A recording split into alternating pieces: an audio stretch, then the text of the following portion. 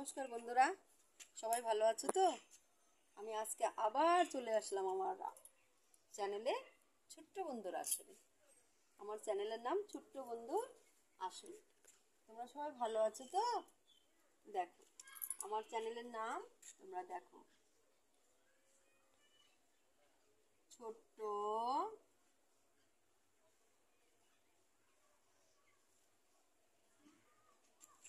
বন্ধু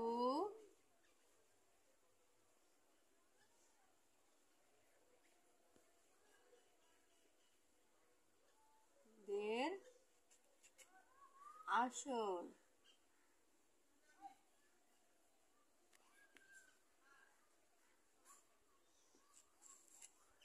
ছোট্ট বন্ধুদের আসল। এবার তোমরা তাহলে ছোট্ট বন্ধুর আসলে কালকে কি কি শিখেছিলে? স্বরবর্ণ, তাই না? আজকে আমরা সেই স্বরবর্ণ শিখব। ঠিক আছে, শুরু করা যাক তাহলে আমাদের বর্ণমালা। এবার মুছে দিলাম ছোট্ট বন্ধুদের আসর।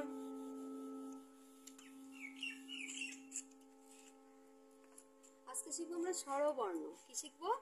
স্বরবর্ণ। স্বরবর্ণ দুই প্রকার, বর্ণমালা দুই প্রকার।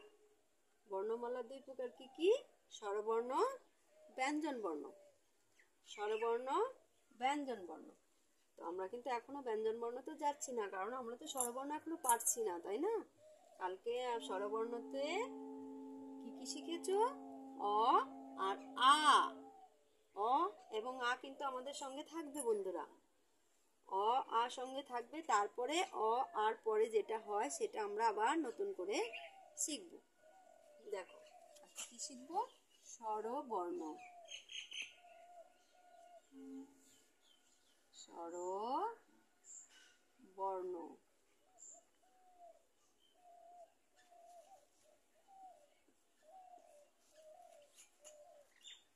কাল কি শিখেছিলাম? মাত্রা দিয়ে অ, তাই না? লেখার আগে কিন্তু বন্ধুরা অবশ্যই মাত্রা দেবে, ঠিক আছে? তা না হলে লেখা সুন্দর আসবে না। মাত্রা ছাড়া লিখলে কিন্তু লেখা একদম বাজে হয়। তাই সবসময় মনে রাখবে আগে মাত্রা দিতে হবে। আমরা কিন্তু লেখা লিখি এবং লেখা শিখাই, কিন্তু কখনো ভুলে যাই মাত্রা দিতে, কিন্তু মাত্রাটা অবশ্যই দিতে হবে। দেখো এটার নাম হচ্ছে মাত্রা। এটার নাম কি? মাত্রা। তো কালকে কি শিখিয়েছিলাম? মাত্রা দিয়ে অ। এই দেখো কালকে এটা শিখিয়েছিলাম, তাই না? অ, কালকে অ শিখিয়েছিলাম। অ, আজকেও কিন্তু আর একটা অ লিখবো। কালকেরটাকে কিন্তু সঙ্গে রাখতে হবে বন্ধুরা। অ, অ লিখলাম অ। অ, অ, অ। আমরা কখনো কখনো সরাইও, সরাইয়া বলে থাকি, কিন্তু আমরা সংক্ষেপে কি বলি? সংক্ষেপে বলি অ। কি বললাম? অ। অ। এবার আর একটা লিখবো। কি লিখবো? দেখো অর মতোই, একই রকম অ। এবার সঙ্গে কি দিলে আ হবে? ওর সঙ্গে আকার। আকার, এই দেখো আকার আবার কেমন? এই তো, এই তো আকার। আকারের উপরে কিন্তু মাত্রা দেওয়া যাবে না। কি লিখলাম? অ। এই অ কালকেও লিখেছিলাম, এই অ আজকেও কিন্তু থাকবে, এটাকে কিন্তু ফেলে রাখা চলবে না। তাই অ। অ, অ। কখনো কিন্তু আমরা আগে বলতাম কি? সরাইও, সরাইয়া বলতাম। এখন আমরা সংক্ষেপে বলি অ। অ, অ। এবার পাশে আজকে কি লিখলাম? কালকের মতো আজকে লিখলাম আ। ওর সঙ্গে কি দিলাম? এই যে আকার আ। আর একটা আ লিখবো। দেখো প্রথমে অর মতো লিখতে হয়, লিখে তারপরে আকার দিলাম, হয়ে গেল আ। কি হলো? আ। কি হলো?